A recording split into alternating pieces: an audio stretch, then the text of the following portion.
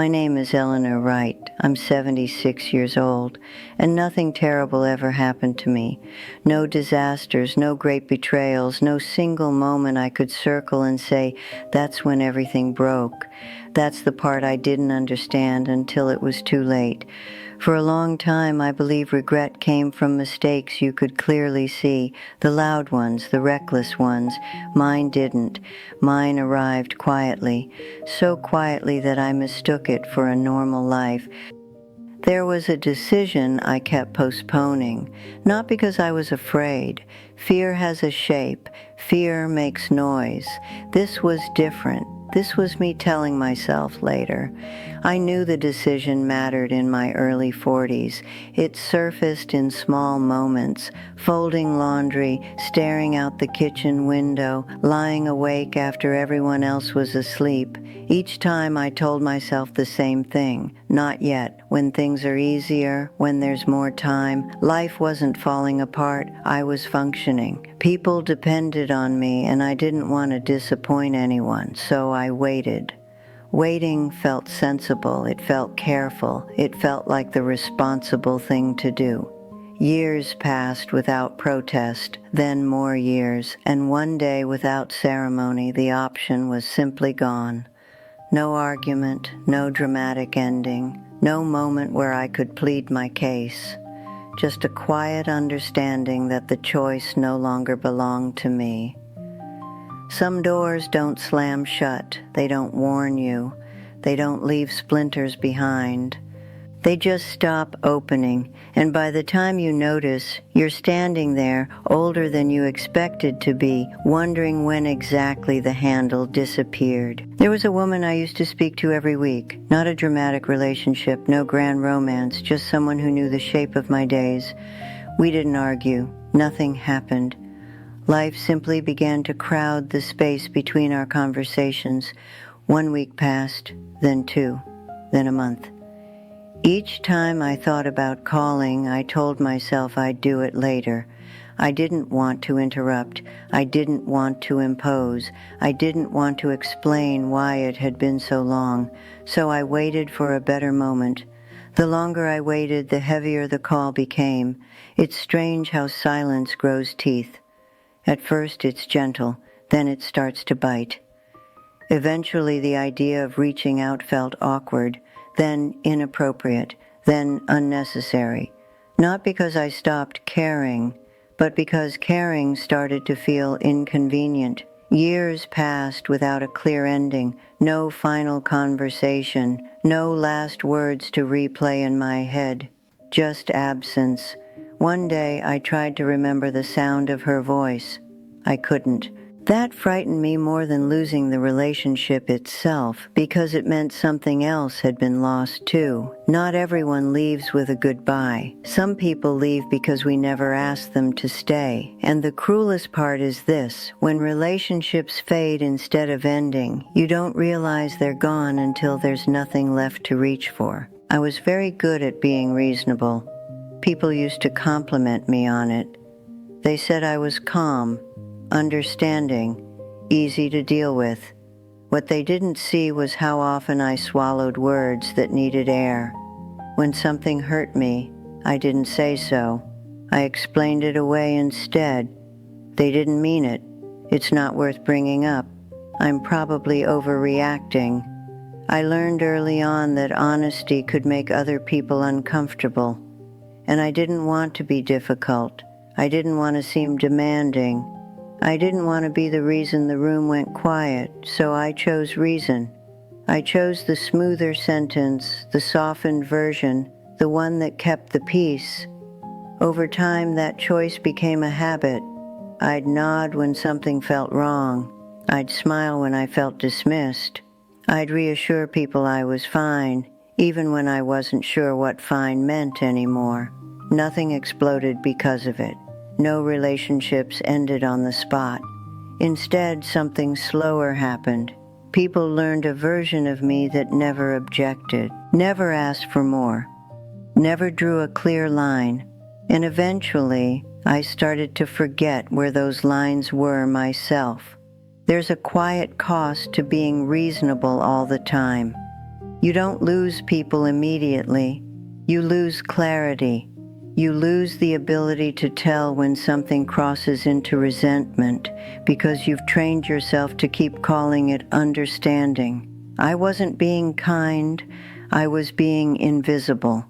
And by the time I realized that honesty would have been simpler, I had already spent years explaining away feelings that only needed to be named. For most of my life, I told myself I was lucky. I had steady work, a predictable routine, days that looked more or less the same, and never caused much trouble. Nothing felt wrong enough to justify complaint. When people asked how I was doing, I answered honestly, "I'm fine," and I meant it.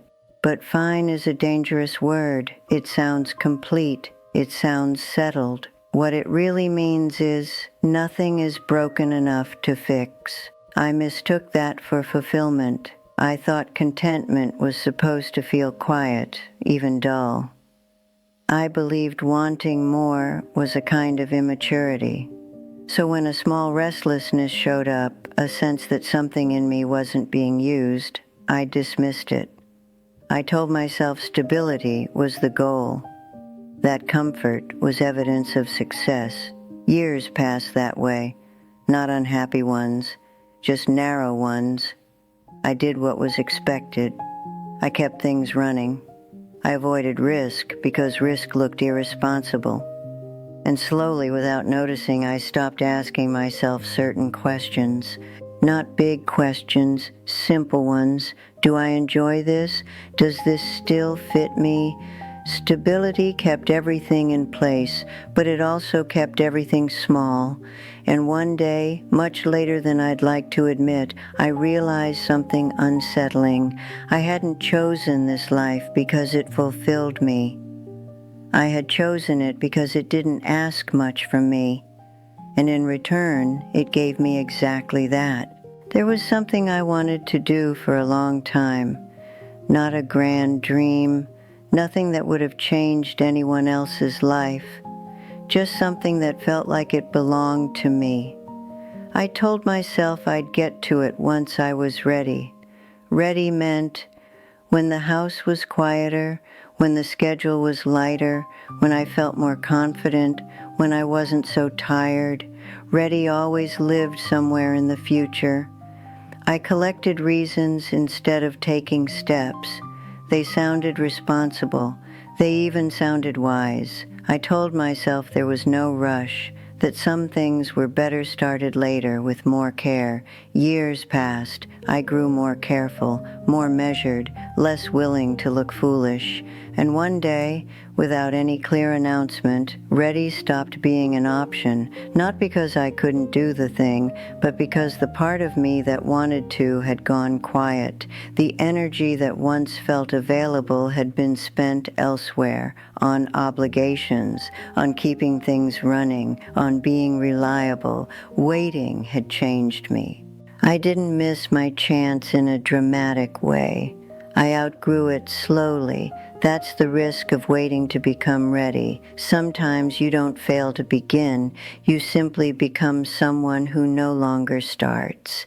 There were people in my life I loved deeply. I never doubted that. And because I never doubted it, I assumed they didn't either. I showed up. I did what needed to be done. I stayed. I thought that was enough. I believed love was something you could demonstrate quietly, through consistency, through reliability, through not leaving. So I rarely said the words out loud. I didn't want to be awkward. I didn't want to sound sentimental. I didn't want to state what I believed was already obvious. They know, I told myself. Of course they know. But knowing and hearing are not the same thing. Time passed. Conversations stayed practical. Days filled with logistics. Care became something implied rather than expressed. And then, slowly, opportunities to say those things grew fewer. Not because the feeling disappeared, but because the moments for it did. One day, someone I loved needed reassurance I had never practiced giving. And I realized too late that I had trained myself to speak in actions only. Actions are strong, but words matter when someone is unsure, when they're afraid, when they're waiting. Assuming people know you care is a quiet gamble. Sometimes you're right, and sometimes you find out much later that they spent years hoping you'd say it just once in a way they could hear. I didn't wake up one morning with a revelation. There was no single moment where everything came into focus. Understanding arrived the same way everything else had in my life, gradually. I began to see a pattern I couldn't unsee.